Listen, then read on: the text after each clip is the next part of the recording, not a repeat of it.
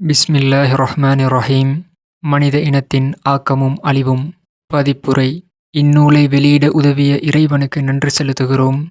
பதான்கோட்டில் தாருஸ்ஸலாம் எனும் இடத்தில் இந்து, முஸ்லிம், சீக்கிய பெருமக்கள் முன் 1947 மே 10ஆம் நாளன்று மௌலானா சையீத் அபுல் அலா மௌதூதி அவர்கள் செய்த சொற்பொழிவின் தமிழாக்கமே இந்நூல்.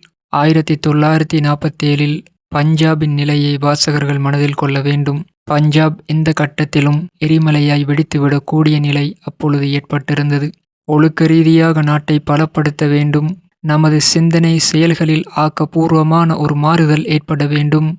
தனிப்பட்ட ரீதியிலும் கூட்டான முறையிலும் ஒழுக்க மாண்புகளும் ஆக்கப்பூர்வமான செயல்களுக்கும் உரமூட்ட வேண்டும். தீய சக்திகள் நாட்டின் குறுக்கும் நடுக்குமாக எங்கும் கட்டவிழ்ந்து விட்டிருக்கின்ற இந்த நேரத்தில் சிந்திக்கும் திறன் அமைந்த மனதிற்கு மௌலானாவின் அறிவுபூர்வமான சொற்கள் சிறந்த உணவாக அமையும். அமைதியும் வளமும் நிறைந்த உறுதியான வாழ்வின் அடிப்படைக்காக இயங்கும் எல்லா ஆன்மாக்களுக்கும் இது அரிய விருந்தாக இருக்கும். மனித இனத்தின் ஆக்கமும் அழிவும்.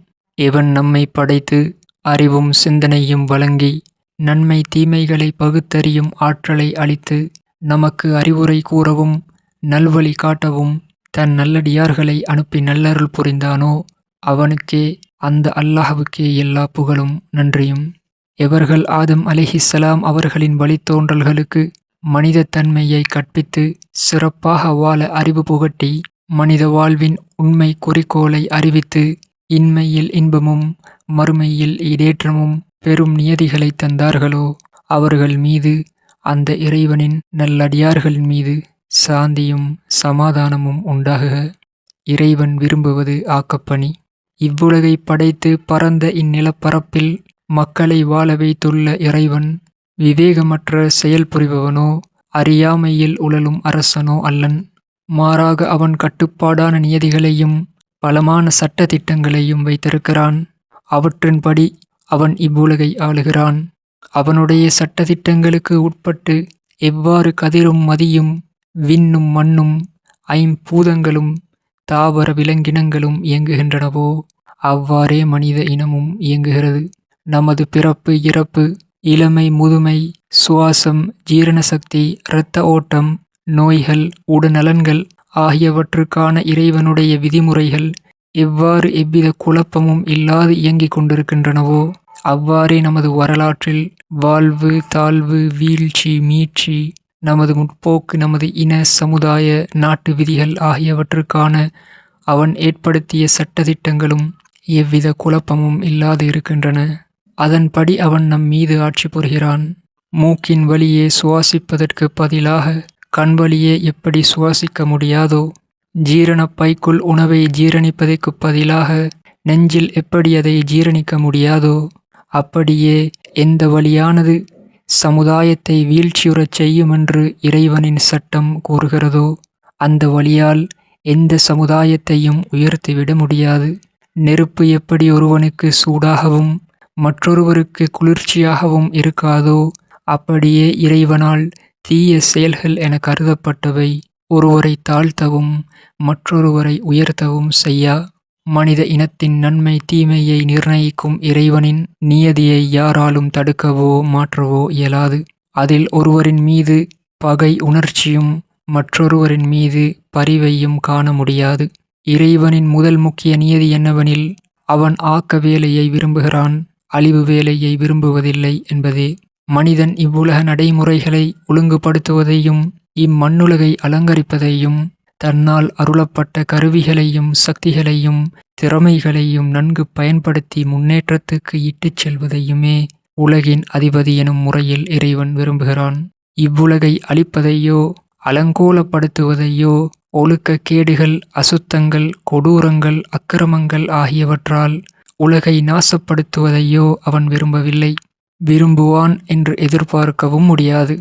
உலகை சீர்திருத்தும் நோக்குடையவர்களாக முன் வருவோரில் ஆக்க வேலை செய்யும் ஆற்றல் எவரிடம் இருக்கிறதோ அவரையே தகுதியுடையவர்களாக இறைவன் தேர்ந்தெடுக்கிறான். அத்தகையோரிடமே இவ்வுலகின் ஆட்சி பொறுப்பை ஒப்படைக்கிறான். அவ்வாறு உலக பொறுப்பை ஒப்படைத்த பின் அவர்கள் ஆக்க வேலை எவ்வளவு செய்கிறார்கள், அழிவு வேலை எவ்வளவு செய்கிறார்கள் என்பதை இறைவன் கவனித்துக் கொண்டிருக்கிறான். எதுவரை அழிவு வேலையை காட்டிலும் ஆக்க வேலை மிகுந்திருக்கிறதோ அதுவரை அவர்கள் மீது குற்றம் குறைகள் இருப்பினும் அவர்களிடமே பொறுப்பு விட்டு வைக்கப்படுகிறது. அவர்கள் ஆக்க வேலை குறைவாகவும் அழிவு வேலை மிகுதியாகவும் செய்யத் தொடங்கிவிட்டால் அவர்களை தூக்கி எறிந்து விடுகிறான் இறைவன். தகுதியுடைய மற்றவர்களை அதே நிபந்தனையின் அடிப்படையில் பொறுப்பாளியாக்கி விடுகிறான். இது முற்றிலும் இயற்கை நியதியாகும். அது அவ்வாறுதான் இருக்க வேண்டுமென்று உங்கள் அறிவும் சான்று கூறும். உங்களில் ஒருவருக்கு ஒரு தோட்டம் இருப்பதாக வைத்துக் கொள்ளுங்கள். அதை பாதுகாத்து பராமரிக்கும் பொறுப்பை அவர் ஒரு வேலைக்காரனிடம் ஒப்படைத்தால் அவனிடமிருந்து முதலில் அவர் என்ன எதிர்பார்ப்பார்? தோட்டத்தை நாசமாக்காமல் பாதுகாப்பதைத் தவிர வேறு எதை விரும்புவார்? தோட்டக்காரன் தோட்டத்தை நல்ல நிலையில் வைத்திருக்க வேண்டும். அதிகபட்ச வளர்ச்சியடையும்படி செய்ய வேண்டும். அதன் அழகில், அதன் தூய்மையில், அதன் விளைச்சலில் அதிக கவனம் செலுத்த வேண்டும் என்பதையே விரும்புவார். எந்த தோட்டக்காரன் அக்கறையோடு பாடுபட்டு ஒழுங்காகவும் திறமையாகவும் உழைக்கிறானோ, நல்ல மரங்களை வளர்க்கிறானோ, கெட்ட செடி கொடிகளை பிடுங்கி குப்பை கூலங்களை அகற்றி துப்புரவாக்கி இன்சுவை கனிமரங்களையும் நறுமணம் மலர் செடிகளையும் பெருக்குகிறானோ அவன் மீது மகிழ்ச்சியடைவார். அவனை முன்னேற்றமடையச் செய்வார். அத்தகைய தகுதி வாய்ந்த பொறுப்பு உள்ள கடமையை நன்கு நிறைவேற்றுகின்ற வேலைக்காரனை வேலையிலிருந்து நீக்க ஒருபோதும் விரும்ப மாட்டார்.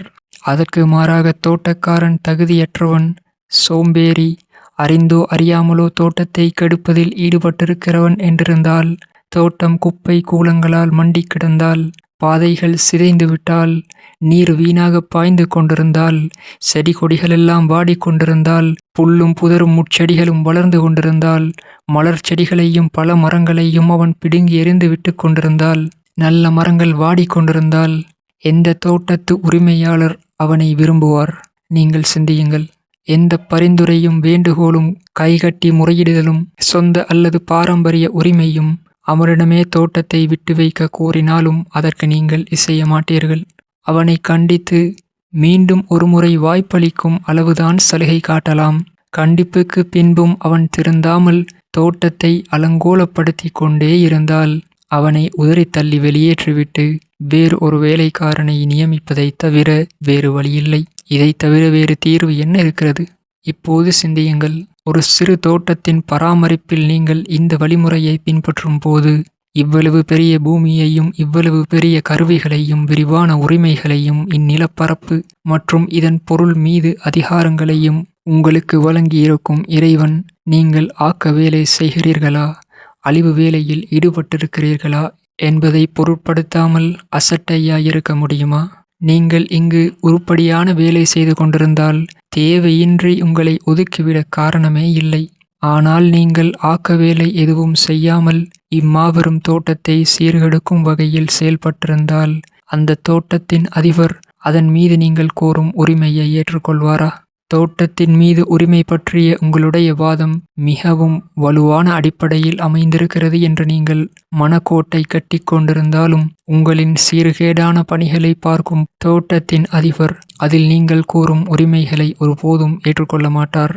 உங்களை கண்டித்து திருத்துவதற்காக மேலும் மேலும் ஒரு சில வாய்ப்புகளை அளித்த பின்பும் நீங்கள் திருந்தாவிட்டால் பொறுப்பிலிருந்து உங்களை முற்றிலும் அகற்றியே தீருவார். இந்த விஷயத்தில் தோட்டத்து உரிமையாளருக்கும் வேலைக்காரனுக்கும் எவ்வாறு கருத்து வேறுபாடு ஏற்படுமோ அவ்வாறே மனிதரின் கருத்துகளுக்கும் படைத்தவனின் கருத்துகளுக்கும் வேற்றுமை ஏற்படுகிறது. 3-4 தலைமுறையாக ஒரு குடும்பம் ஒரு தோட்ட வேலையில் ஈடுபட்டிருக்கிறது என்று வைத்துக் கொள்வோம். அக்குடும்பத்தாரின் பாட்டனோ முப்பாட்டனோ தகுதியையும் திறமையையும் வைத்து அவ்வேலைக்கு அமர்த்தப்பட்டான். அவனுடைய பிள்ளைகளும் நன்றாகவே பணியாற்றினர். பணிபுரிவதற்கான தகுதிகள் உரிமைகள் மற்றவர்களுக்கு இருப்பதை விட அதிகமாக அவர்களுக்கு இருக்கின்றன. தேவையின்றி அவர்களை விலக்கிவிட்டு வேறு வேலைக்காரர்களை நியமிப்பானேன் என்று கருதி தோட்டத்தின் சொந்தக்காரர் அவர்களை விட்டு வைக்கிறார். அதனால் அக்குடும்பம் அத்தோட்டத்திலேயே தங்கிவிடுகிறது. ஆனால் இப்போதோ அக்குடும்பத்தினர் தகுதியற்றவர்களாகவும் ஒழுக்கமற்றவர்களாகவும் சோம்பேறிகளாகவும் கடமையை உணராதவர்களாகவும் மாறிவிட்டார்கள் என்று வைத்துக் கொள்ளுங்கள். தோட்ட வேலைக்காரர்களுக்கு இருக்க வேண்டிய தகுதிகள் இல்லாமல் தோட்டம் முழுவதையும் சீரழிக்கிறார்கள் என்றும் வைத்துக் கொள்ளுங்கள். ஆனால் அவர்கள் நாங்கள் பாட்டன் முப்பாட்டன் காலத்திலிருந்து இத்தோட்டத்திலேயே இருந்து வருகிறோம். எங்கள் முப்பாட்டன்தான் இத்தோட்டத்தை முதலில் உண்டாக்கினான். ஆகையால் நாங்கள் இங்கேயே இருக்கும் பிறப்புரிமையை பெற்றிருக்கிறோம். எங்களை நீக்கிவிட்டு வேறு வேலைக்காரர்களை நியமிக்கக் கூடாது என்று வாதிடுகிறார்கள் என்றும் வைத்துக் கொள்ளுங்கள். தோட்டத்து உரிமையாளர் அவர்கள் கூறும் வாதத்தை ஏற்றுக்கொள்வாரா? இந்த தோட்டத்தை உங்கள் முப்பாட்டனுக்காக உண்டாக்கவில்லை. உங்கள் முப்பாட்டனை இத்தோட்டத்தில் வேலைக்காரனாகவே அமர்த்தினேன். இதை சீராக பராமரிப்பது மிகவும் முக்கியமானது. உண்மை தொண்டும் திறமையும் இருந்ததால்தான் இங்கிருக்க உங்களுக்கு உரிமையுண்டு.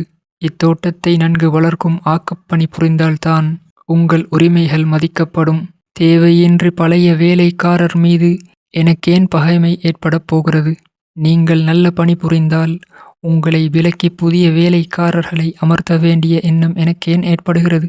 இத்தோட்டத்தை அழிப்பதிலும் அலங்கோலப்படுத்துவதிலும் ஈடுபட்டு கொண்டு எதற்காக நியமிக்கப்பட்டிருக்கிறீர்களோ அதற்கான பொறுப்புகளை நிறைவேற்றாதிருந்தால் நீங்கள் கோரும் உரிமைகளை நான் ஏற்றுக்கொள்ள முடியாது. வேறு வேலைக்காரர்கள் தயாராயிருக்கிறார்கள். தோட்டத்தின் பராமரிப்பை அவர்களிடம் ஒப்படைத்து விடுவேன். நீங்கள் அவர்களுக்கு கீழ் வேலை செய்ய வேண்டியிருக்கும். அப்போதும் நீங்கள் திருந்தாமல் ஊழியரின் ஊழியராக இருக்கவும் தகுதியற்றவர்கள் என்று நிரூபணமானால், அழிவு வேலையே செய்து வருவீர்களானால் நீங்கள் இங்கிருந்து வெளியேற்றப்படுவீர்கள். உங்களுக்கு பதிலாக மற்றவர்கள் அமர்த்தப்படுவார்கள் என்று தோட்டச் சொந்தக்காரன் கூறினால் அது நியாயமே ஆகும். தோட்டத்தின் உரிமையாளருக்கும் வேலைக்காரருக்கும் ஏற்படும் இதே கருத்து வேறுபாடு உலகின் அதிபதிக்கும் உலகவாசிகளுக்கும் ஏற்படுகிறது. உலகில் வசிக்கும் பல்வேறு சமுதாயங்களும் எந்த நிலப்பகுதியில் அவை வசிக்கின்றனவோ அப்பகுதியை இது எங்கள் சமுதாயத்தின் தாயகமாகும். தலைமுறை தலைமுறையாக நாங்களும் எங்கள் மூதாதையரும் இங்கு வசித்து வருகிறோம். இந்நிலப்பரப்பின் மீது எங்களுக்கு பிறப்புரிமையுண்டு. இங்கு எங்கள் ஆட்சிதான் இருக்க வேண்டும். வெளியிலிருந்து வந்து இங்கு ஆள்வதற்கு வேறு யாருக்கும் உரிமையில்லை என்று கூறினால் உலக அதிபதி அதை ஏற்றுக்கொள்வானா? அவன் எப்போதும் அத்தகைய சமூக உரிமையை ஏற்றுக்கொள்வதில்லை. எந்த நாட்டின் மீதும் அங்கு வாழும் மக்களுக்கு பிறப்புரிமையுண்டு. எக்காரணத்தை கொண்டும் அவர்கள் ஆட்சி பறிக்கப்படக்கூடாது என்பதை அவன் ஒப்புக்கொள்வதில்லை. ஒவ்வொரு சமூகமும் தன்னுடைய நாட்டில் என்ன செய்கிறது என்பதையே அவன் கவனிக்கிறான். அச்சமூகம் ஆக்க வேலையிலும் நாட்டை ஒழுங்குபடுத்துவதிலும் ஈடுபட்டிருந்தால் தன் ஆற்றலை பயன்படுத்தி இவ்வுலகை சீர்திருத்தி முன்னேற்றத்துக்கு இட்டுச் சென்றால், தீமைகளை அகற்றி நன்மைகளை பெருக்கினால் அந்நாட்டின் ஆட்சி பொறுப்பு அச்சமூகத்துக்கே உரியது என்று உலக அதிபதி முடிவு செய்கிறான். நீங்களே நெடுங்காலமாக இங்கு வாழ்வதாலும் அவற்றுக்கான தகுதியுடையவர்களாய் இருப்பதாலும் மற்றவர்களை விட உங்களுக்கே முழுதும் இது உரிமையுடையது என்பதை ஒப்புக்கொள்கிறான். ஆனால் நிலைமை நேர்மாறாக இருந்தால், ஆக்க வேலையே கொஞ்சமுமின்றி அழிவு வேலையே அதிகமாக நடந்து கொண்டிருந்தால், நன்மைகளே இன்று தீமைகளையே பெருக்கிப் பரப்பிக் கொண்டிருந்தால், இறைவனின் படைப்புகளெல்லாம் ஈவு இரக்கமின்றி அழிக்கப்பட்டு கொண்டிருந்தால், நல்ல வேலையே இனி அந்த சமுதாய மக்களிடமிருந்து வாங்க முடியாத நிலை ஏற்பட்டால், அம்மக்களின் மீது சிறிய அளவிலும் பெரிய அளவிலும் சில அடிகள் கொடுக்கப்படுகின்றன. அவற்றால் அம்மக்கள் உணர்வு பெற வேண்டும் என்றும் தங்கள் நடத்தையை மாற்றிக்கொள்ள வேண்டும் என்றும் இறைவன் விரும்புகிறான். அவற்றாலும் அச்சமுதாயம் திருந்தாவிட்டால் இந்நிலப்பரப்பின் பொறுப்பிலிருந்து அச்சமுதாயம் அகற்றப்பட்டு விடுகிறது. அதைவிட ஓரளவு அதிக தகுதியுடைய வேறு ஒரு சமூகத்துக்கு ஆளும் உரிமை வழங்கப்படுகிறது. இத்துடன் விஷயம் முடிந்து விடுவதில்லை. ஒரு நாட்டு மக்கள் ஆளப்படுவோராக மாறிய பின்பும் தகுதியும் பண்பாடும் உடையவர்கள் என்பதை நிரூபிக்காவிட்டால், அவர்களால் உருப்படியான வேலை ஒன்றுமே நடைபெறாமல் அழிவு வேலை மட்டுமே நடக்கும் என்று தோன்றினால், அல்லாஹ் அந்த சமுதாயத்தை அழித்தே விடுகிறான். அங்கு மற்றவர்களை கொண்டு வருகிறான். இந்த விஷயத்தில் ஒரு தோட்ட அதிபதியின் நோக்கம் எத்தகையதாக இருக்க வேண்டுமோ அத்தகையதாகவே இறைவனின் நோக்கமும் இருக்கிறது. இந்த உலகின் ஆட்சி பொறுப்பை வழங்குவதில் படைத்தவன் வாத பிரதிவாதிகளையோ வேட்பாளர்களையோ அவர்களுடைய பிறப்புரிமையையோ மூதாதையரின் உரிமையையோ பார்ப்பதில்லை. அவர்களுள் யார் ஆக்க வேலைக்கு மிகவும் தகுதியுடையவர்கள், அழிவு வேலை செய்யும் இயல்பு எவர்களிடம் மிக குறைவாக இருக்கிறது என்பதையே கவனிக்கிறான். ஒரே காலத்தின் வேட்பாளர்களிலே யார் இறைவனின் நோக்கத்தில் சிறப்பானவர்களாகப்படுகிறார்களோ அவர்களே தேர்ந்தெடுக்கப்படுகிறார்கள். அழிவு வேலையை காட்டிலும் ஆக்க வேலை அவர்களால் எதுவரை அதிகமாக நடைபெறுகிறதோ அவர்களைக் காட்டிலும் குறைந்த அழிவு வேலையும் அதிக ஆக்க வேலையும் செய்யக்கூடியவர்கள் தோன்றாமல் இருக்கிறார்களோ அதுவரை ஆட்சி பொறுப்பு அவர்களிடமே விட்டு வைக்கப்படுகிறது. இதே நியதியின்படியே இறைவன் எக்காலத்திலும் தன்னுடைய உலக நிர்வாக அமைப்பினை ஏற்படுத்தியுள்ளான் என்பதற்கு உலக வரலாறே சான்றாகும். வெகு தூரம் போவானேன், நம் நாட்டு வரலாற்றை புரட்டுங்கள். பண்டைய காலத்தில் இங்கு வாழ்ந்த சமுதாயங்களின் ஆக்கத்திறன் அழிந்த பின் ஆரியர்களிடம் இந்நாட்டின் பொறுப்பை இறைவன் வழங்கி அவர்களுக்கு ஒரு வாய்ப்பை அளித்தான். அப்போது அவர்களோ இதர சமூகங்களைக் காட்டிலும் சிறப்புடையவர்களாக இருந்தார்கள். அவர்கள் இங்கு வந்து மாபெரும் முன்னேற்றத்துக்கு வழிகோலினார்கள். கல்விகளையும் கலைகளையும் வளர்த்தார்கள். இப்பூமியில் அடங்கியுள்ள கருவூலங்களை வெளிப்படுத்தி அவற்றை நல்வழியில் பயன்படுத்தினார்கள். அழிவு வேலையை காட்டிலும் ஆக்க வேலையை அதிகமாகச் செய்தார்கள். அத்தகைய தகுதிகளும் திறமைகளும் அவர்களிடம் இருந்தவரை உலக வரலாற்றில் கொந்தளிப்புகளும் மாற்றங்களும் ஏற்பட்டும் அவர்களே இங்கு ஆட்சி புரிந்து வந்தார்கள். மற்றவர்கள் எவ்வளவோ முயன்று பார்த்தார்கள். ஆனால் அவர்கள் வெற்றி பெற முடியாமல் தள்ளப்பட்டு விட்டார்கள். ஏனெனில் சிறப்பாக செயல்படுபவர்கள் இருக்கும்போது மற்றவர்களின் தேவை ஏற்படவில்லை. மற்றவர்களின் அந்த முயற்சிகளும் தாக்குதல்களும் எதற்காகவெனில் இவர்கள் சற்றே தவறுகள் செய்தபோது அவர்களை தண்டிப்பதற்காகவே. இது இறைவனே செய்த ஏற்பாடாகும். அந்த ஆரியர்கள் சீரழியத் தொடங்கினார்கள். ஆக்கப்பணிக்கு பதிலாக அழிவு வேலையில் ஈடுபட்டார்கள். ஒழுக்கத்தில் சரிந்தார்கள். மக்களை பாகுபடுத்தி தங்கள் சமுதாயத்தையே ஜாதிகளாக உடைத்தார்கள். ஏணியைப் போல் ஒருவருக்கு மேல் ஒருவரை அமர்த்தினார்கள். ஒவ்வொரு படியில் இருப்பவனும் மேல்படியில் இருப்பவனுக்கு அடிமையாகவும் கீழ்ப்படியில் இருப்பவனுக்கு ஆண்டவனாகவும் மாறினான். கோடிக்கணக்கான மக்கள் மீது கொடுமைகள் இழைத்து அவர்களை தீண்டாதவர்களாக்கி வைத்தார்கள். அதை இன்றும் காணலாம். அவர்கள் கல்வி கதவுகளையும் பாமர மக்களுக்கு திறக்கப்படாமல் மூடிவிட்டார்கள். அவர்களுடைய பண்டிதர்கள் கல்வி கருவூலங்கள் மீது கருநாகங்களாக படுத்துவிட்டார்கள். அதிகார வர்க்கத்தவர் பலவீனமானவருக்கிடையே அகரம் புரிய தொடங்கிவிட்டார்கள். அவர்கள் மீது தங்கள் அடக்குமுறையை திணித்து பிறர் உழைப்பில் சொகுசு வாழ்வு வாழத் தலைப்பட்டார்கள். அப்பொழுது மத்திய ஆசியாவில் இஸ்லாத்தின் தாக்கத்தால் பெரும் மாற்றங்கள் ஏற்பட்டிருந்தன. அங்கு வாழும் பல சமுதாயங்கள் பல சிறப்பாற்றல்களை பெற்றிருந்தன. அவர்களிலிருந்து சிலருக்கு இந்நாட்டுக்கு வந்து கடமைகளை ஆற்ற இறைவன் வாய்ப்பளித்தான். முஸ்லிம்கள் பல நூற்றாண்டுகள் வரை இந்நாட்டின் ஆட்சி பொறுப்பை சீராக நிறைவேற்றினார்கள். அவர்களால் கவரப்பட்டு இந்நாட்டு மக்களில் பெரும்பாலோர் இஸ்லாத்தை தழுவினார்கள். சில அழிவு பணிகளையும் முஸ்லிம்கள் செய்தார்கள் என்பதில் சந்தேகமில்லை. எனினும் அவர்கள் அழிவு வேலையை காட்டிலும் ஆக்கப்பணி அதிகமாக புரிந்தார்கள். பல நூற்றாண்டு காலம் நிகழ்ந்த ஆக்கப்பணி அனைத்தும் அவர்கள் கையாலேயே நிகழ்ந்தது அல்லது அவர்களுடைய தூண்டுதலால் நடந்தது. அவர்கள் கல்வியொளியை பரப்பினார்கள். சிந்தனைகளை திருத்தினார்கள். மக்களை முன்னேற்றத்துக்கு இட்டுச் சென்று சமுதாயத்தை சீர்படுத்தினார்கள். நாட்டின் பொருள்களையும் கருவிகளையும் அந்தந்த கால தரத்துக்கேற்ப பயன்படுத்தினார்கள்.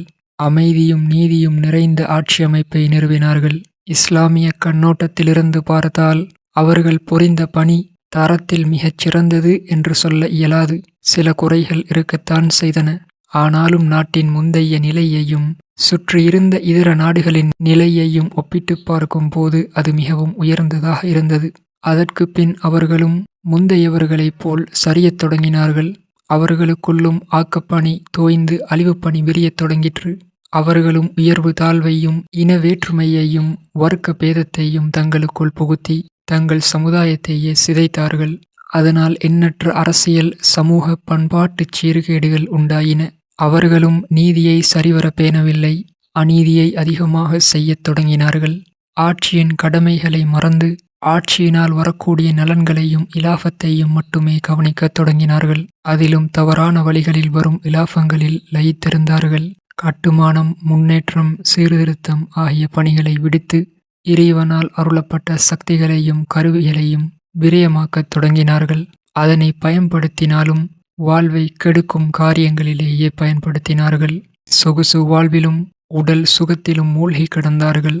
ஆட்சியாளர்கள் தோற்றுப்போய் டில்லி செங்கோட்டையிலிருந்து வெளியேற நேர்ந்தபோது இளவரசர்கள் ஆட்சி பொறுப்பினை ஏற்க வேண்டியிருந்தவர்கள் தம் உயிரை காப்பாற்றிக் கொள்ள ஓடவும் முடியாத நிலையில் இருந்தார்கள். ஏனெனில் அவர்கள் பூமியில் நடக்கும் பழக்கத்தையும் நீண்ட நாட்களுக்கு முன்பே விட்டுவிட்டிருந்தார்கள். இந்த இழிநிலையில் விழும் அளவுக்கு அவர்கள் சுகபோகத்தில் மூழ்கி கிடந்தார்கள். முஸ்லிம்களின் பொது ஒழுக்கக்கேடு எந்த அளவு மிகுந்ததென்றால், பாமரர் முதல் மிகப்பெரிய பொறுப்பு வாய்ந்த மனிதர் வரை சுயநலத்தை தவிர வேறெதையும் பேணவில்லை. மார்க்கத்தை விற்று சமுதாயத்தை ஏலங்கோரி நாட்டை காட்டிக் கொடுத்து வாழ முற்பட்டதை தடுக்கக்கூடிய எந்த உணர்வும் அவர்களிடம் எஞ்சியிருக்கவில்லை.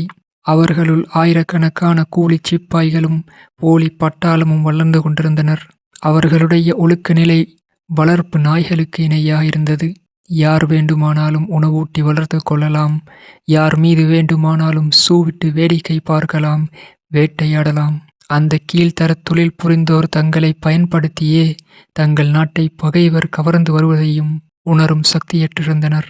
அது எவ்வளவு பெரிய இழுக்கு என்பதை அறியாதிருந்தனர். காலிப் போன்ற பெரும் உருது கவிஞரும் 100 தலைமுறையாக என் மூதாதையர் தொழில் போர் வீரர் பணியே என்று பெருமையுடன் பாடினார். அத்தகைய பெரிய கவிஞருக்கும் கூலிக்காக யார் தரப்பிலும் சேர்ந்து போர் புரிவது பெருமை தரக்கூடியதல்ல, மூழ்கிச் சாவதற்கு ஒப்பாகும். நாக்கை பிடுங்கிக் கொண்டு சாக வேண்டிய இழிதொழில் அது எனும் எண்ணமே அவ்வாறு கூறும்போது ஏற்படவில்லை. இவ்வாறு முஸ்லிம்களின் நிலை தாழ்ந்த போது அவர்களை அகற்ற வேண்டும் என்று இறைவன் முடிவு செய்துவிட்டான். இந்த நாட்டை ஆளும் பதவி பிறருக்காக திறந்து விடப்பட்டது. அப்போது 4 வேட்பாளர்கள் களத்தில் இருந்தார்கள். மராட்டியர், சீக்கியர், ஆங்கிலேயர், முஸ்லிம்கள் ஆகியோரே அவர்கள். சமூக ஆச்சரிய கண்ணோட்டத்தை அகற்றிவிட்டு நியாய கண்கொண்டு நீங்கள் அக்கால வரலாற்றையும் அதற்கு பிற்பட்ட சம்பவங்களையும் நோக்கினால், மற்றவர்களை விட ஆங்கிலேயரே அப்போது சிறப்புமிக்கவர்களாக இருந்தனர் என்பதை புரிந்து கொள்ளலாம். அழிவு வேலை ஆங்கிலேயரிடம் இருந்ததை விட மராட்டியர், சீக்கியர், முஸ்லிம்கள் ஆகியோரிடம் அதிகம் இருந்தது. ஆங்கிலேயர் சாதித்ததை மற்றவர்கள் சாதித்திருக்க முடியாது. ஆங்கிலேயரை விட மற்றவர்கள் அதிகமாக அழிக்கக்கூடியவர்களாய் இருந்தார்கள். பொதுவாக பார்த்தால் ஆங்கிலேயரிடம் பல அம்சங்களில் குற்றங்குறைகள் காணப்படலாம். அக்காலத்தில் இருந்த மற்றவர்களோடு ஒப்பிட்டு பார்த்தால் ஆங்கிலேயரிடம் குறைந்த குறைகளும் அதிக நிறைகளும் இருந்ததை அறிந்து கொள்ளலாம். இதன் காரணமாக நாட்டை ஆக்கினாலும் அழித்தாலும் நாம் வாழும் நாடு நம்முடையதே எனும் மக்கள் நியதியை இறைவன் முறித்தெறிந்தான். நாடு இறைவனுடையது, அதை ஆள யார் உரிமையுடையவர்கள் என்பதை தீர்மானிக்கும் உரிமை அவனுக்கே உரியது எனும் பேருண்மையை வரலாற்றில் அவன் ஏற்படுத்திய மறக்க முடியாத இம்மாற்றத்தின் வாயிலாக உலகுக்கு உணர்த்தினான். அவனுடைய தீர்ப்பு இனம், சமூகம், பரம்பரை ஆகியவற்றின் அடிப்படையில் ஏற்படவில்லை. யார் ஆட்சி பொறுப்பை ஏற்றால் நாட்டுக்கு நலன் உண்டாகும் என்பதை பொறுத்தே தீர்ப்பு வழங்கினான். குலில்லாஹும்ம மாலிகல் முல்கி துஅத்தில் முல்க மன் தஷாஉ வதன்சிஉல் முல்க மிம்மன் தஷாஉ வதுஇஸ்ஸு மன் தஷாஉ வதுதில்லு மன் தஷாஉ பியதிகல் ഖൈർ இன்னக அலா குல்லி ஷைஇன் கதீர். நபியே, நீர் கூறுவீராக, அல்லாஹ்வே, ஆட்சி அதிகாரம் அனைத்துக்கும் அதிபதியே, நீ நாடுவோருக்கு ஆட்சியை கொடுக்கிறாய், மேலும் நீ நாடுகின்றவர்களிடமிருந்து ஆட்சியை பறிக்கிறாய். நீ நாடுகின்றவர்களுக்கு கண்ணியத்தை வழங்குகிறாய், மேலும் நீ நாடுகின்றவர்களை இழிவுபடுத்துகிறாய். நன்மைகள் அனைத்தும் உன் கைவசமே உள்ளன. திண்ணமாக நீ ஒவ்வொன்றின் மீதும் பேராற்றலுடையவன். மேலே கூறப்பட்ட இறைவனின் வாக்குக்கேற்ப அவன் ஆயிரக்கணக்கான மைல் தொலைவிலிருந்து ஒரு சமூகத்தை கொண்டு வந்தான். அவர்களின் தொகை இங்கு 3 அல்லது 4 லட்சங்களுக்கு அதிகமில்லாமல் இருந்தும் இங்குள்ள மக்களையும் கருவிகளையும் கொண்டே இந்துக்கள், சீக்கியர்கள், முஸ்லிம்கள் ஆகியோரை அடக்கி இந்நாட்டின் ஆட்சியை கைப்பற்றும்படி செய்துவிட்டான். இங்குள்ள கோடிக்கணக்கான மக்கள் சிறு தொகையினராக அவர்களுக்கு அடிமைப்பட்டனர். ஒவ்வொரு ஆங்கிலேயனும் ஒவ்வொரு மாவட்டத்தை தன்னந்தனியே ஆண்டான். அவனுக்கு உதவியாக அவன் கைகளை வலுப்படுத்த அவன் இனத்தான் ஒருவனுமின்றியே ஆட்சி புரிந்தான். அக்காலத்தில் இந்தியர்கள் பணியாட்களாக செயலாற்றினார்களே ஒழிய அதிகாரிகளாக வேலை செய்யவில்லை. ஆங்கிலேயர் இங்கிருந்த காலம் வரை ஆக்க வேலை யாவும் அவர்களாலே நடந்தது, அவர்கள் தூண்டுதலாலும் நடந்தது. இதை நாம் ஒப்புக்கொண்டே ஆக வேண்டும், இல்லையெனில் உண்மையை மறுப்பவர்களாகும். எந்த நிலையில் இந்தியாவை ஆங்கிலேயர் கண்டனரோ அந்நிலையையும் இன்றைய நிலையையும் ஒப்பிட்டு பார்த்தால் அழிவு வேலை நடந்திருப்பினும் ஆக்கப்பணி மிகுதியாக நடந்தேறியிருக்கிறது என்பதை மறுக்க முடியாது. இந்நாட்டு மக்களால் அவ்வேலை நடந்திருக்கும் என்று எதிர்பார்க்கவே முடியாது. ஆகையால் 18ஆம் நூற்றாண்டின் மத்தியில் இறைவன் செய்த தீர்ப்பு தவறானது இல்லை. ஆங்கிலேயர் எவ்வளவு ஆக்கப்பணி செய்ய முடியுமோ அவ்வளவும் செய்து முடித்துவிட்டனர். அவர்களால் இனி ஆக்க வேலையில் யாதொரு முன்னேற்றமும் காண முடியாது. இப்போது ஏதேனும் செய்ய முடியுமானால் அதே வேலை மற்றவர்களாலும் முடியும். வேறு திசையில் அவர்களின் அழிவு வேலை மிகுந்துவிட்டது. இனி அவர்கள் இங்கிருந்தால் ஆக்க வேலையைக் காட்டிலும் அழிவு வேலையே அதிகமாகச் செய்வார்கள். அவர்களுடைய குற்றப்பட்டியல் மிக நீளமாக இருப்பதால் ஒரே தடவையில் அதை வாசித்துவிட முடியாது. அதை விளக்க வேண்டிய அவசியமும் இல்லை. ஏனெனில் அனைவர் முன்பும் அது இருக்கிறது. தற்போது ஆங்கிலேயர் ஆட்சி பொறுப்பிலிருந்து அகற்றப்பட வேண்டும் என்பதே இறைவனின் முடிவாகும். அவர்களே ஒழுங்காக இங்கிருந்து வெளியேறிவிட புத்திசாலித்தனமான முடிவு செய்தார்கள். ஒழுங்காக வெளியேறாவிட்டால் பல குழப்பங்கள் தலை தூக்கி அவர்கள் வீசி எறியப்பட்டிருப்பார்கள். ஏனெனில் இனி அவர்களின் கையில் ஆட்சி பொறுப்பு இருப்பதற்கு இறைவனின் சட்டங்கள் இடந்தரவில்லை. உலகின் உண்மை அதிபதியாகிய இறைவன் ஒரு நாட்டின் ஆட்சியை அழித்து வேறு ஒரு ஆட்சியை ஏற்படுத்தும் வரலாற்றின் முக்கியமான ஒரு கட்டத்தில் நாம் இருக்கிறோம். அதிகார மாற்றம் நடைபெற ஏற்பாடு செய்யப்பட்டிருப்பதிலிருந்து நாட்டு மக்களிடமே நாட்டு பொறுப்பு வழங்கப்படும் என்று எண்ணி ஏமாந்து விட வேண்டாம். வெளியிலிருந்து வந்து ஆட்சி புரிந்த ஆங்கிலேயர் போகப் போகிறார்கள் என்பதிலிருந்து நாட்டு பொறுப்பு நாட்டு மக்களிடம் வரவேண்டியதே நியாயம் என்று நீங்கள் கருதலாம். இறைவனின் முடிவுகள் அவ்வாறு ஏற்படுவதில்லை. காரணமின்றி அந்த அந்நியர் இங்கு கொண்டு வரப்படவும் இல்லை. காரணமின்றி அவர்கள் வெளியேற்றப்படவும் இல்லை. இறைவன் கண்ணை மூடிக்கொண்டு உங்களிடமிருந்து ஆட்சியை பறிக்கவும் இல்லை. இப்போது கண்ணை மூடிக்கொண்டு அந்த ஆட்சியை உங்களிடம் கொடுக்கப் போவதும் இல்லை. தற்போது இந்திய மக்கள் வேட்பாளர்கள் என்ற முறையில்தான் இருக்கிறார்கள். இந்துக்கள், சீக்கியர்கள், முஸ்லிம்கள் அனைவருமே வேட்பாளர்களாக இருக்கிறார்கள். ஏனெனில் இவர்கள் முன்பிருந்தே இங்கு வாழ்ந்து வருகிறார்கள். எனவே அவர்களுக்கே முதல் சந்தர்ப்பம் கொடுக்கப்படுகிறது. இது நிரந்தரமான ஏற்பாடல்ல, ஒரு தேர்வுக்கான காலம். அழிவை காட்டிலும் ஆக்கத்தில் நீங்கள் அக்கறையுள்ளவர்கள் என்று நிரூபித்தால் இந்த மாற்றம் முடிவானதாக இருக்கும். ஆக்கப்பணியை விட்டு அழிவு வேலையில் ஈடுபட்டால் இந்நாட்டின் ஆட்சி பொறுப்பிலிருந்து நீங்கள் மீண்டும் வெகு சீக்கிரம் அகற்றப்பட்டு விடுவீர்கள் என்பது உறுதி. அருகில் இருந்தோ தொலைவில் இருந்தோ வேறு சமூகங்களில் இருந்து ஒரு சமூகம் இந்நாட்டை ஆள இறைவனால் தேர்ந்தெடுக்கப்படும். இந்த முடிவுக்கு எதிராக யாரும் முறையிடவே இயலாது. உலகுக்கு முன்னம் நம்முடைய தகுதியின்மையை வெளிப்படையாக நிரூபித்த பின் எந்த முகத்தை கொண்டு முறையிட முடியும்? அப்படி முறையிட்டாலும் அது நியாயம்தான் என்று யாரும் ஏற்றுக்கொள்ள மாட்டார்கள். ஒழுக்கச் சிதைவு. இப்போது கொஞ்சம் ஆராய்ந்து பாருங்கள். இந்தியாவிலுள்ள இந்துக்கள், முஸ்லிம்கள், சீக்கியர்கள் ஆகிய அனைவரும் இந்த தேர்வின் போது தம்முடைய இறைவன் முன் என்ன சிறப்புகளை, என்ன திறமைகளை, என்ன சாதனங்களை காண்பித்து நாட்டின் பொறுப்பு தங்கள் வசம் ஒப்படைக்கப்பட வேண்டும் என்று எதிர்பார்க்க முடியும். இந்த நேரத்தில் நான் இந்துக்கள், சீக்கியர்கள், முஸ்லிம்கள் ஆகியோரிடையே காணப்படும் ஒழுக்கக்கேடுகளின் குற்றப்பட்டியலை வெளிப்படையாக அச்சமின்றி வாசித்தால் நீங்கள் கோபப்பட மாட்டீர்கள் என்று நம்புகிறேன். என் சமூக மக்களுடையவும் நாட்டுச் சகோதரர்களுடையவும் குற்றங்களை கூறுவதில் எனக்கு மகிழ்ச்சி இல்லை. உண்மையில் என் இதயம் அழுகிறது. இதன் விளைவுகளை என் கண்ணால் கண்டு வருகிறேன். இக்குற்றங்குறைகளின் காரணமாக வருங்காலத்தில் தண்டனை அனுபவிக்க நேரிடும். இக்குற்றங்கள் இவர்களை ஆழமான படுகொலியில் வீழ்த்திவிடும் என்று அஞ்சுகிறேன். நீங்கள் அனைவருமே இந்த தீய விளைவுகளிலிருந்து தப்ப முடியாது. இதனால் நான் மிகவும் மனவேதனையுடன் விளக்க விரும்புகிறேன். செவியேற்கும் பண்பினர் செவியேற்கட்டும், சீர்திருத்துவதை பற்றி சிந்திக்கட்டும். நம் ஒவ்வொருவருடைய பொது ஒழுக்கக்கேடுகளின் நிலைமையை பற்றியும் சொந்த அனுபவம், சான்றுகள் ஆகியவற்றின் அடிப்படையில் சிந்தியுங்கள்.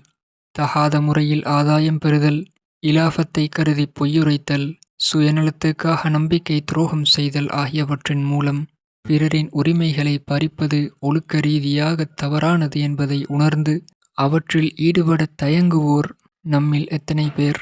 சட்டத்தின் பிடியிலிருந்து எங்கே தப்பிக்க முடியும் என்று தோன்றுகிறதோ அங்கே ஒழுக்க உணர்வுகளின் அடிப்படையில் குற்றம் புரிவதிலிருந்தும் தீமை விளைவிப்பதிலிருந்தும் தங்களை எத்தனை சதவிகிதத்தினர் தடுத்துக் கொள்கின்றனர்? தன்னலம் பாராட்டாமல் பிறருக்கு நன்மை செய்வதிலும், இரக்கம் செலுத்துவதிலும், தியாகம், நேர்மை, ஒழுக்கம் ஆகியவற்றை கடைபிடிப்பதிலும் ஈடுபடுகின்றவர்கள் எத்தனை பேர்? நம்முடைய வணிகங்களில் எத்தனை பேர் பொய், பித்தலாட்டம், பதுக்கல், கள்ளச்சந்தை, கலப்படம் ஆகியவற்றை தவிர்ப்பவர்களாக இருக்கிறார்கள்? நம்முடைய தொழில் அதிபர்களுள் தங்கள் சுயநலத்தை மட்டும் கருதாமல் வாங்குவோரின் நன்மைகளையும் தங்கள் சமூக முன்னேற்றத்தையும் நாட்டின் உயர்வையும் கவனிப்போர் எத்தனை பேர்? உணவுப் பொருட்களை பதுக்குவதாலும் அநியாய விலைக்கு விற்பதாலும் இலட்சக்கணக்கான கோடிக்கணக்கான மக்களை துயரத்தில் ஆழ்த்துகிறோம் என்பதை நம் நிலக்கிழார்களுக்கு எத்தனை பேர் உணர்கிறார்கள்? தம் செல்வத்தால் பிறருக்கு அநியாயம் இழைக்காமல், பிறரின் உரிமைகளை பறிக்காமல், நம்பிக்கை துரோகம் செய்யாமல் இருக்கும் செல்வந்தர்கள் நம்மில் எத்தனை பேர்? நம் தொழிலாளர்களில் எத்தனை பேர் தாங்கள் பெறும் ஊதியத்துக்கு ஏற்ப கடமையுணர்வோடு உழைக்கிறார்கள்? நம் அரசு ஊழியர்களில் எத்தனை பேர் லஞ்சம், ஊழல், மக்களுக்கு துன்பம் கொடுத்தல், அநியாயம் புரிதல், சோம்பியிருத்தல், அபகரித்து தின்னுதல் போன்றவற்றிலிருந்து விலகி இருக்கிறார்கள்? தங்கள் அதிகாரங்களை தவறாக பயன்படுத்தாமல் இருக்கிறார்கள்? நம் வழக்கறிஞர்கள், மருத்துவர்கள், செய்தியாளர்கள், திறனாய்வாளர்கள், நூலாசிரியர்கள், சமூக ஊழியர்கள் ஆகியோரில் எத்தனை பேர் தங்கள் சுயநலத்துக்காகவும் சொற்ப இலாபத்துக்காகவும் இழிவான செயல்களில் ஈடுபடாமலும் தகாத வழிகளில் செல்லாமலும் இருக்கிறார்கள்? தங்களின் அற்ப இலாபத்துக்காக மக்களுக்கு பொருள் ரீதியாக, உடல் ரீதியாக இழப்பு ஏற்படுத்துவதிலிருந்தும், உள ரீதியாகவும் ஒழுக்க ரீதியாகவும் ஊறு விளைவிப்பதிலிருந்தும் வெட்கப்பட்டு விலகி இருப்பவர்கள் இவர்களில் எத்தனை பேர்? நம்முடைய மக்கள் தொகையில் 5% இந்த தொற்று நோயிலிருந்து தப்பித்திருக்கிறார்கள் என்று கூறினால் அது மிகையாகாது. 95% இத்தொற்று நோயால் கடுமையாக பீடிக்கப்பட்டிருக்கிறார்கள். இதில் இந்து, முஸ்லிம், சீக்கியர், கிறிஸ்தவர், ஹரிஜன் ஆகிய அனைவருமே சமம். எல்லோருடைய ஒழுக்க நிலையும் இறுதி எல்லை வரை பயங்கரமான விதத்தில் வீழ்ச்சியுற்றிருக்கிறது. எந்த ஒரு சமூகமும் மற்றவர்களை விட மேம்பட்டதாயில்லை. ஒழுக்க சிதைவின் இந்த தொற்று நோய் தனிநபர்களில் ஒரு கணிசமான தொகையினரிடம் பரவிவிட்டது. இதன் இயற்கை விளைவாக பரந்த அளவில் சமூக கூட்டு வாழ்வில் அதன் தீய விளைவுகள் தலை தூக்கத் தொடங்கிவிட்டன. போரின் காரணமாக ரயில்களில் பயணிகளின் கூட்டம் அதிகமானவுடன் ஒரே சமூகத்தின், ஒரே நாட்டின் மக்கள் எவ்வளவு தன்னலத்தோடும் ஈவு இரக்கமின்றியும் ஒருவரை ஒருவர் நடத்தினர் என்பதை எண்ணும் போது ஒழுக்கம் விரைவாக தாழ்ந்து விட்டது என்ற உணர்வே தோன்றுகிறது. உருவாகப் போகும் பெரும் புயலின் சின்னம் இது என்றே தோன்றுகிறது. பிறகு பண்டங்களின் தட்டுப்பாடு, விலைவாசியேற்றம், பதுக்கல், கள்ளச்சந்தை பெரும் அளவில் ஏற்பட்டன. பிறகு வங்காளத்தில் அந்த பயங்கரமான செயற்கை பஞ்சம் தோன்றிற்று. நம்மவரிலே ஒரு வர்க்கத்தினர் தங்கள் நாட்டு மக்களிடையே லட்சக்கணக்கானோரை தங்களுடைய இலாபத்தை கருதி பட்டினியால் துடிக்க துடிக்க சாகும்படி செய்தனர். இவை யாவும் ஆரம்ப அறிகுறிகளே. நமக்குள் நீண்ட காலமாகவே புகைந்து கொண்டிருந்த இழிகுணம், மிருகத்தனம், பயங்கர செயல் ஆகியன தீக்குழம்பாக வெடித்து கிளம்பின. அவை இப்போது மத வகுப்பு கலவரமாக உருவாகி நாட்டை ஒரு கோடியிலிருந்து மறு கோடி வரை பொசுக்கி வருகின்றன. கல்கத்தாவில் நடந்த வகுப்பு கலவரத்துக்குப் பின் இந்துக்கள், சீக்கியர்கள், முஸ்லிம்கள் ஆகியோரின் போராட்டத் தொடக்கம் ஒரு புதிய அத்தியாயத்தையே ஏற்படுத்தியிருக்கிறது. இந்த 3 சமூகங்களும் தங்களுடைய மிக கீழ்த்தரமான குணங்களையே வெளிப்படுத்தி வருகின்றன. கனவிலும் கருதாத, நினைத்து கூட பார்க்காத இழிவான செயல்களை இப்போது நம் நாட்டு மக்கள் வெளிப்படையாக செய்து வருகிறார்கள். பெரிய பெரிய வட்டாரங்களில் உள்ள மக்கள் அனைவரும் குண்டர்களாகிவிட்டார்கள். இதுவரை எந்த கொடியோனும் செய்ய கருதாத கொடுமைகளையும் துணிந்து செய்கிறார்கள். பால் குடிக்கும் குழந்தைகளை தாய்மார்களின் நெஞ்சு மீது வைத்தே கழுத்தை அறுக்கிறார்கள். உயிரோடு மனிதர்களை கொளுத்துகிறார்கள்.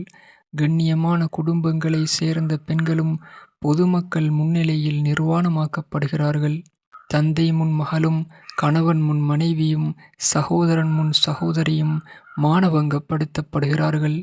வணக்கத்தலங்கள் மீதும் சமய நூல்கள் மீதும் மாசு கற்பிக்கும் இழிச்செயல்கள் புரியப்படுகின்றன. நோயாளிகள், முதியோர், காயமுற்றோர் ஆகியோர் கூட கொஞ்சமும் ஈவு இரக்கமின்றி கொலை செய்யப்படுகிறார்கள். பயணிகள் ஓடும் ரயிலிலிருந்து வெளியே தூக்கி எறியப்படுகிறார்கள். உயிருள்ள மனிதனின் உறுப்புக்கள் அறுக்கப்படுகின்றன. சின்னம் சிறு குழந்தைகளும், ஏதும் பாதுகாப்பில்லாத மக்களும், சக்தியற்றவர்களும் வேட்டையாடப்படுகிறார்கள். ஒரு அண்டை வீட்டுக்காரர் மற்றொரு அண்டை வீட்டுக்காரரை கொள்ளையடிக்கிறார். உறவினர் உறவினருக்கு துரோகம் இழைக்கிறார். பிறருக்கு அடைக்கலம் கொடுத்தவர்கள் தக்க சமயத்தில் தங்கள் பொறுப்பை தட்டி கழித்து அடைக்கலம் புகுந்தவரை காட்டிக் கொடுத்து விடுகிறார்கள். அமைதியை காப்பதற்காக ஏற்படுத்தப்பட்ட காவல்துறை, இராணுவம், நீதித்துறையாகின வெளிப்படையாக கலவரங்களில் பங்கெடுத்துக் கொள்கின்றன. அவையே கலவரங்களைத் தொடங்கி தம் மேற்பார்வையிலேயே கொடுமைகளை நிகழும்படி செய்கின்றன. அக்கிரமும் அநியாயமும் கொடும் செயல் அயோக்கியத்தனம் ஆகியவற்றில் எதையும் மிச்சம் வைக்காமல் நம் நாட்டு மக்கள் கூட்டாகச் சேர்ந்து செய்கிறார்கள். இவை யாவும் ஆரம்ப அறிகுறிகளே. மேலும் விரிவான அளவில் பல படி கீழ்த்தரமான முறையில் கொடுமைகள் நிகழும் என்பதை நடக்கும் செயல்கள் நிரூபிக்கின்றன. இவை யாவும் தற்செயலாக நேர்ந்த கொந்தளிப்பின் விளைவு என்று கருதினால் நீங்கள் தவறான கருத்தில் மூழ்கிவிட்டீர்கள் என்றே கூறலாம். இந்நாட்டு மக்களில் 95% ஒழுக்க வீழ்ச்சிக்கு பலியாகிவிட்டார்கள் என்பதை இப்போது உங்கள் முன் எடுத்துக் காட்டிவிட்டேன். மக்களில் இவ்வளவு பெரும் தொகையினர் ஒழுக்கக்கேடர்களாகிவிட்டால் சமூகங்களின் கூட்டு வாழ்வில் அவர்களுடைய செயல்முறை எவ்வாறு செம்மைப்படப் போகிறது? இதன் காரணமாகவே இந்துக்கள், முஸ்லிம்கள், சீக்கியர்கள் ஆகிய 3 சமூகங்களிடையேயும் உண்மை, நியாயம், நேர்மை ஆகியவற்றுக்கு கொஞ்சங்கூட மதிப்பில்லாமல் போய்விட்டது. நேர்மையாக நடப்பவர்கள், நம்பிக்கைக்குரியவர்கள், கண்ணியமானவர்கள் ஆகியோர் இக்கூட்டத்துக்குள் ஊமையாகி ஒடுங்கிவிட்டனர். தீமைகளிலிருந்து தடுப்பதும் நன்மைகளைப் பற்றி அறிவுரை கூறுவதும் இவர்கள் கூட்டத்தில் பொறுத்து கொள்ள முடியாத குற்றமாக கருதப்படுகிறது. நேர்மையைப் பற்றியோ நியாயத்தைப் பற்றியோ இவர்கள் கேட்கக்கூட தயாராயில்லை. அளவுக்கு மிஞ்சிய தங்கள் ஆசைகளையும் நோக்கங்களையும் நிறைவேற்றுவதற்கு பரிந்து பேசுபவர்களையே ஒவ்வொரு சமூக மக்களும் மிகவும் விரும்புகிறார்கள். பிறருக்கு எதிராக பகைமை உணர்வினை தூண்டுபவர்களையும் பகைவர்களையும் நேர்மையற்ற நோக்கங்களை நிறைவு செய்து வரிந்து கட்டிக்கொண்டு தயாராவோரையுமே அனைவரும் வரவேற்கிறார்கள்.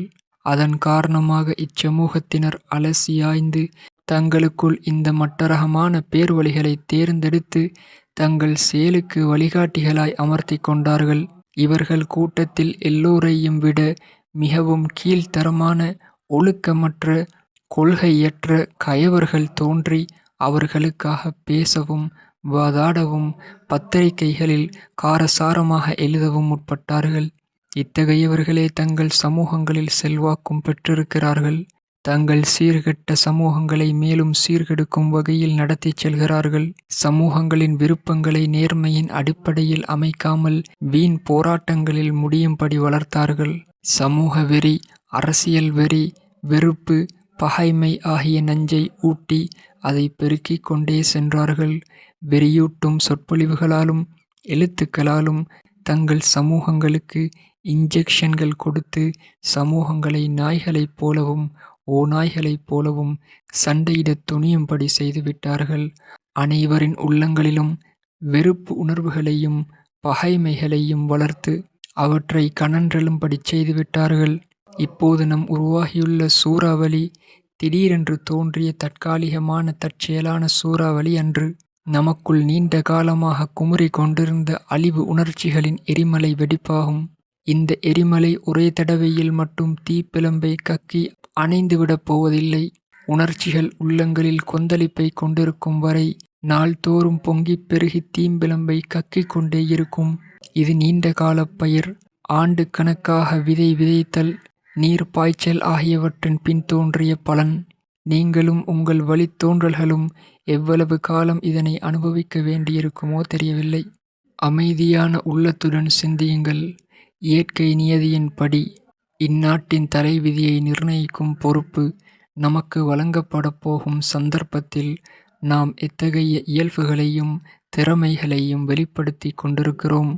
இந்நாட்டுப் பொறுப்பை இறைவன் நம்மிடம் வழங்கினால் நம் சீரிய செயல்முறையால் இதை திருத்தி கவனமாக திகழச் செய்யோம் என்று நிரூபித்தால் நலமாயிருக்கும்.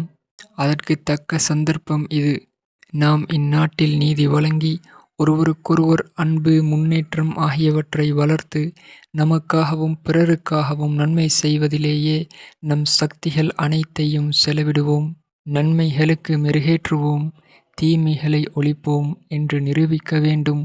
ஆனால் நாமோ இருப்பதையும் அழிப்போம், பூசல்களை விளைவிப்போம், கொடுமைகள் புரிவோம் என்பதை வெளிப்படுத்தி, இந்நாட்டை எங்களிடம் ஒப்படைத்தால் இதன் ஊர்களை சிதைப்போம், தெருக்களையும் நகரங்களையும் பொசுக்கித் தள்ளுவோம், மனித உயிர்களை ஈக்கள் கொசுக்களைப் போல மதிப்பற்றதாக்குவோம், பெண்களை மானபங்கப்படுத்துவோம், சின்னஞ்சிறு குழந்தைகளை வேட்டையாடுவோம், முதியவர்கள், நோயாளிகள், காயம்பட்டோர் ஆகியோர் மீதும் இரக்கம் காட்ட மாட்டோம், வணக்கத் தலங்கள், சமய நூல்கள் ஆகியவற்றையும் எங்கள் தூய்மையற்ற மன இச்சையால் துவம்சமாக்குவோம், இறைவன் படைத்த உலகை பிணக்குவியலாலும் எரியூட்டப்பட்ட கட்டடங்களாலும் நிரப்பி இதன் பொலிவை குன்றச் செய்வோம் என்று நிரூபித்து வருகிறோம். இத்தகைய உணர்ச்சிகளையும் குணங்களையும் சாதனைகளையும் காட்டி நாம் இறைவனின் பார்வையில் இப்பூமியின் பொறுப்பை ஏற்க தகுதியுடைய நல்லடியார்கள் என்று நிரூபிக்க முடியுமா?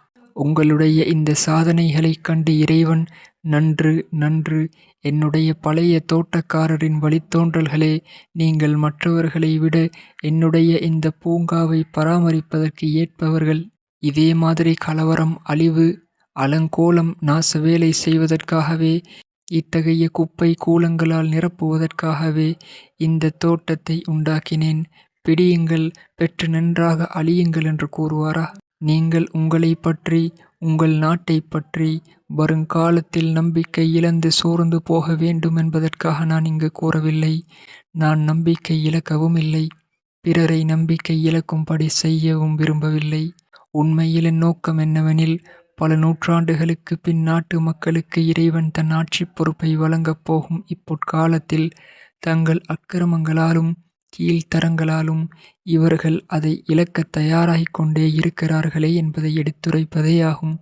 இறைவன் பார்வையில் நாம் மிகவும் தகுதியுடையவர்கள் என்பதை நிரூபிக்க, மற்றவர்களை விட பல படி மேலாக நாம் அருக்குணங்களையும் திறமைகளையும் எடுத்துக் காட்ட முனைந்திருப்போமேயானால் மிகவும் நலமாயிருந்திருக்கும். மாறாக நமக்குள் போட்டி எதில் இருக்கின்றதெனில், நம்மில் யார் அதிக கொடுமை புரிவோர், அதிக அழிவு வேலை செய்வோர், யார் மீது இறைவனின் சாபம் மற்றவர்களை விட அதிகமாக ஏற்பட வேண்டும் என்பதிலே இருக்கிறது. அந்த தாழ்ந்த போக்கிலேயே நாம் விரும்பி நடந்து வருகிறோம். நாட்டு விடுதலை, முன்னேற்றம், நிறைவு ஆகியவற்றின் அறிகுறிகளோ தகுதிகளோ இல்லை இவை.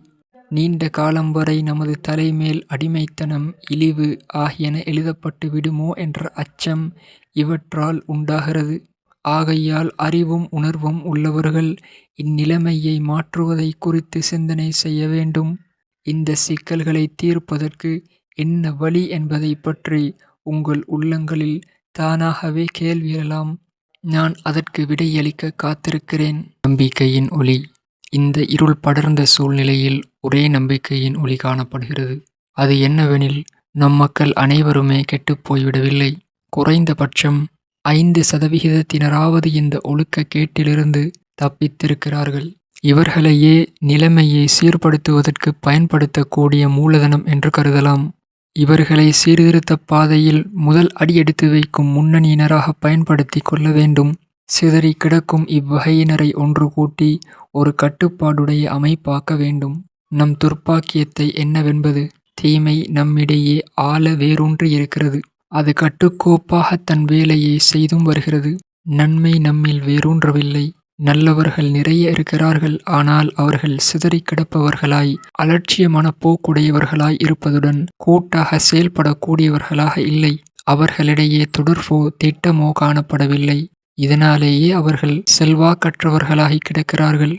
எப்போதாவது இறைவனின் நல்லடியான் யாராவது ஒருவன் தன்னை சூழ உள்ள தீமைகளைக் கண்டு குமுறி குரல் எழுப்பினால், தனக்கு சாதகமாக எப்பக்கத்திலிருந்தும் வேறு குரல் எழுப்பவில்லையானால் சோர்வடைந்து நம்பிக்கை இழந்து உட்கார்ந்து விடுகிறான். எப்போதாவது யாராவது உண்மையின் சார்பில், நீதியின் சார்பில் வெளிப்படையாய் பேசினால், மக்களிடையே ஆழ வேரூன்றியுள்ள கூட்டு ரீதியில் இயங்கிக் கொண்டிருக்கும் அநீதி அவன் வாயை மூடிவிடுகிறது. நன்மையை நாடுவோர் அவனை வாயளவில் பாராட்டிவிட்டு தங்கள் இடத்தில் சும்மா இருந்து விடுகிறார்கள். எவனாவது மனித இரத்தம் சிந்தப்படுவதைக் கண்டு பொறுக்காமல் நன்முயற்சியில் ஈடுபட்டால் அவனை கொடுமைக்காரர்கள் ஒன்றாக கூடி அடக்கிவிடுகிறார்கள். அவனுக்கேற்படும் முடிவைக் கண்டு நல்லெண்ணம் கொண்ட மற்றவர்களின் முயற்சியும் தளர்ந்து போய்விடுகிறது. இந்த நிலைமை இத்துடன் நிற்க வேண்டும், முற்றுப் பெற வேண்டும். நம் நாடு இறைவனின் தண்டனைக்கு உட்படக்கூடாது. அதில் நல்லோர் தீயோர் ஆகிய அனைவரும் அகப்பட்டு அவதியுறக்கூடாது எனும் எண்ணம் நமக்கு இருக்குமாகில், நம்மிடையே தீய ஒழுக்கத்தின் தொற்று நோயிலிருந்து விலகியிருக்கும் நல்லவர்கள் ஒன்று கூடி ஒரு கட்டுப்பாடான அமைப்பில் அவர்களின் சக்தியை கூட்டு முறையில் பயன்படுத்தி அழிவு பாதையில் வேகமாக இழுத்துச் செல்லும் கலவரங்களையும் குழப்பங்களையும் தவிர்க்க வேண்டும். இன்று நம்மில் அத்தகைய நல்லோர் மிகவும் குறைந்த எண்ணிக்கையாகவே உள்ளனர் என்பதற்காக நாம் நிராசையடைய வேண்டியதில்லை.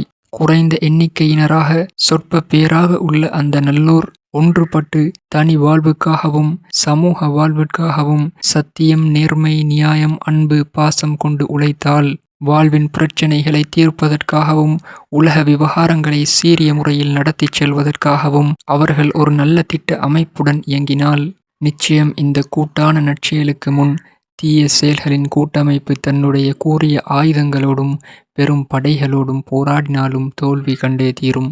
மனித இயல்பு தீவினைவுகளை விரும்பக்கூடியதல்ல. ஆனால் அதனை ஏமாற்றுவதும் ஓரளவு கெடுத்து விடுவதும் சாத்தியமானதே. என்றாலும் இந்த இயல்பில் இறைவன் வைத்துள்ள நன்மையை மதிக்கும் தன்மையை முற்றிலும் அப்புறப்படுத்தி விட முடியாது. மக்களுள் தீமைகளையே சுவை காணுவோர் இன்புறுவோர் மிகச்சிலரே.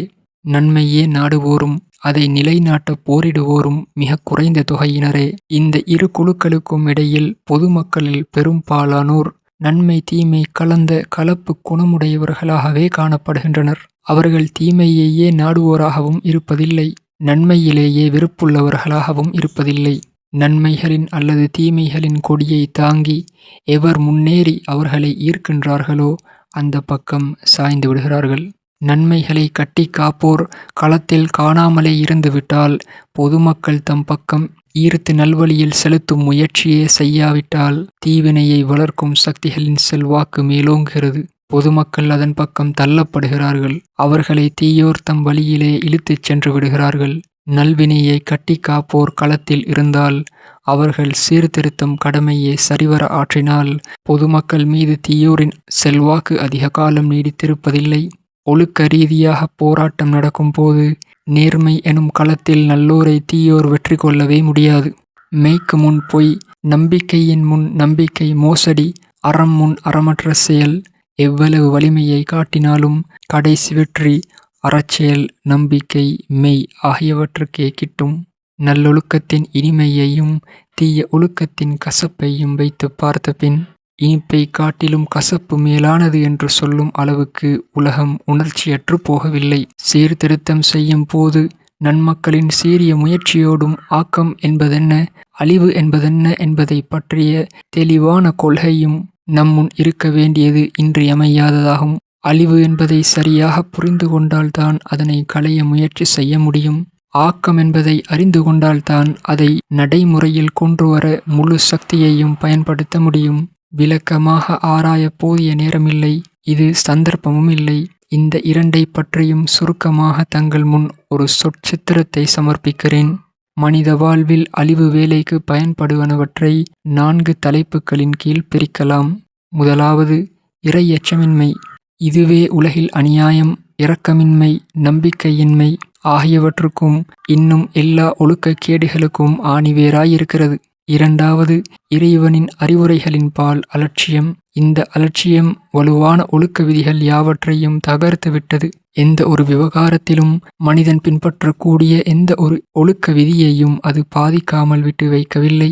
இதனால் மனிதர்களுடையவும் சமூகங்களுடையவும் நடத்தை, சுயநலம், உடல் சுகம், பேராசை ஆகியவற்றுக்கு அடிமையாகிவிட்டது. இதன் காரணமாக அவர்கள் தம்முடைய குறிக்கோளை நிர்ணயிப்பதில் சரியானது எது, தவறானது எது என்று பகுத்துணர்வதில்லை.